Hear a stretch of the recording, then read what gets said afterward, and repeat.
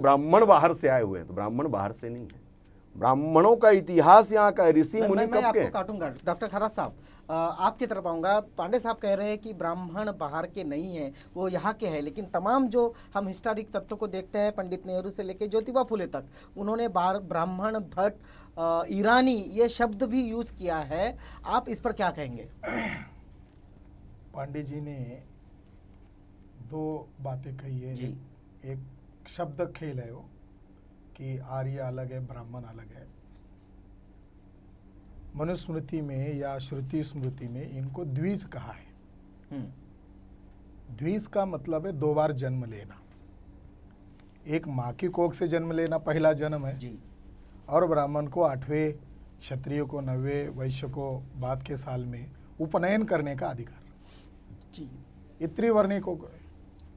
तो ये तीनों को द्विज कहा, तीनों को ब्राह्मण कहा, तीनों को और एक शब्द विप्र कहा, तीनों को और एक शब्द आर्य का, उनके धर्मशास्त्र के मुताबिक। रहा दूसरा सवाल, ब्राह्मण विदेशी है नहीं है, ये आज तक अंग्रेजों के समय से लेकर आज तक हमेशा डिबेट का सवाल रहा। फुले शाह अम्बेडकर उनको क्या कह रहे हैं, ये सेकंड साइड है जी। हम उनकी पक्ष के लोगों के बात करते हैं। 1903 में बाल गंगाधर तिलक ने किताब लिखी आर्टिक्ट होमिन दी वेदास। किसी ब्राह्मण ने उनको उस समय विरोध नहीं किया।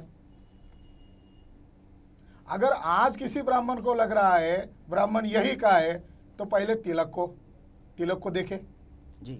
दूसरा रेफरेंस है पंडित जवाहरलाल नेहरू। उनकी दो फेमस किताब है, एक है डिस्कवरी ऑफ इंडिया और दूसरी किताब है लेटर्स टू इंदिरा। इन दोनों किताबों में रेफरेंस है, कह रहे हैं हम ब्राह्मण लोग विदेशी हैं, हम लोग जंगली थे, हमारे में झगड़ा हो गया, हम कबीले के तौर पर वहाँ से भागे और भारत में हमने एंट्री किया तो हमने देखा 10-10 मंजिल की इमारतें थे, या एक सिविल सोसाइटी था, सभ्यता थी। हमारे आक्रांता लोगों ने हथियारों का इस्तेमाल किया, धोखाधड़ी से यहाँ की सभ्यता को नष्ट किया, ये उनका कहना है। फिर महात्मा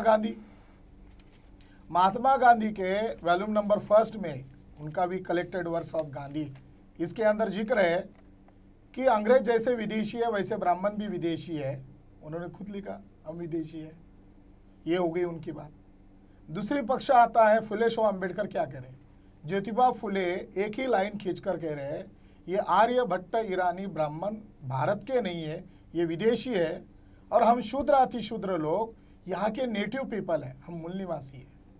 उनके काव्य में उन्होंने लिखा आम लोगों को समझाने के लिए, ब्राह्मणाचे इथे नहीं प्रयोजन द्यावे हकलून ज्योति मने। इसके बाद हम आते हैं शाहू छत्रपति महाराज। शाहू छत्रपति महाराज को शूद्र कहकर अपमान करने का काम किसने किया? कोल्हापुर ब्राह्मणों ने किया। जब उन्होंने छानबीन किया तो अपने इतिहास को ढूंढा और यहाँ की शूद्र अतिशूद्रों को इकट्ठा करने का उन्होंने काम किया। उनके पश्चात हम देखते हैं डॉक्टर बाबा साहब अम्बेडकर। तो डॉक्टर बाबा साहब अम्बेडकर पूर्ण जिंदगी भर ब्राह्मणों को विदेशी कह रहे हैं, इसके कई सारे प्रमाण हैं। और आज ये हो गई ऐतिहासिक किताबी बातें। उन्होंने तो लड़ाई लड़ी, फुले शाह अम्बेडकर ने किताब नहीं लिखी, लड़ाई लड़ी। क्या ज्योतिबा फुले को ब्राह्मणों ने सम्मान किया? क्या शाहू छत्रपति महाराज को अपमान किया, उनका सम्मान किया? डॉक्टर बाबा साहब अम्बेडकर को आज आरएसएस बीजेपी के लोग ब्राह्मण कहते हैं, वो हमेशा उनकी चाल को समझना चाहिए। ब्राह्मण जो है, जो महान लोग होते हैं उनका ब्राह्मणाइजेशन करते हैं और उनकी अच्छी बातों को असिमुलेट करते हैं और अपना वर्चस्व उस कहानियों के जरिए से समाज पर थोपते। तो बाबा साहब अम्बेडकर भी जिंदगी भर ब्राह्मणों के खिलाफ थे।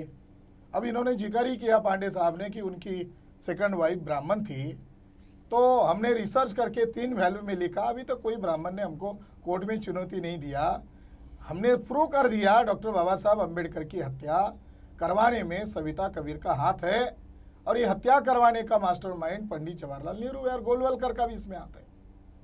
बाबा साहब अम्बेडकर 4 दिसंबर तक पार्लियामेंट में नेहरू के खिलाफ आवाज़ उठा रहे, 5 दिसंबर तक लेट नाइट तक काम हो रहा है।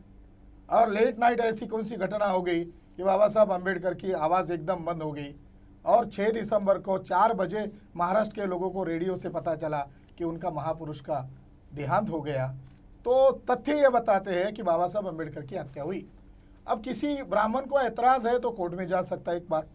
दूसरी बात, एक तथ्य इस मौके पर बोल देना चाहता हूँ, सब्जेक्ट छेड़ा इसीलिए, बाबा साहब अम्बेडकर की मृत्यु की जांच करनी चाहिए, ऐसा उनके अनुयायियों ने डिमांड किया। अवले बाबू आपके नागपुर के थे, उन्होंने 6 दिसंबर को बड़ी सभा में कहा बाबा साहब अम्बेडकर की हत्या एक ब्राह्मण औरत ने किया, उनको अरेस्ट किया तुरंत, और तुरंत 2 घंटे बाद उनको रिहा किया। क्यों रिहा किया?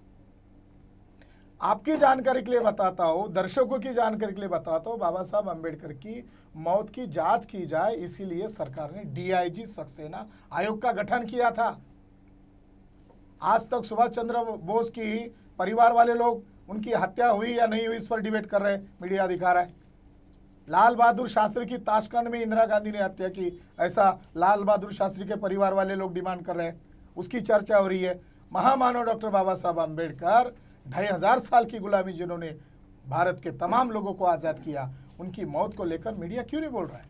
डीआईजी सक्सेना आयोग का रिपोर्ट 63 साल हो चुके हैं, अभी भी संसद के अंदर कैद है। ना कांग्रेस इसको खोलना चाहती, ना बीजेपी इसको खोलना चाहता है। तथ्य यही है, सिद्धांत के आधार पर ब्राह्मण विदेशी है, व्यवहार के आधार पर ब्राह्मण विदेशी है, और डीएनए के आधार पर ब्राह्मण विदेशी है। मैं आपको रोकूंगा भाऊ साहब, मैं आपके तरफ आऊंगा। तथ्य के आधार पर, इतिहास के आधार पर, और सबसे आखिरी में जो जिसको हम विज्ञानता से जोड़ते हैं, डीएनए जांच की जाए। कौन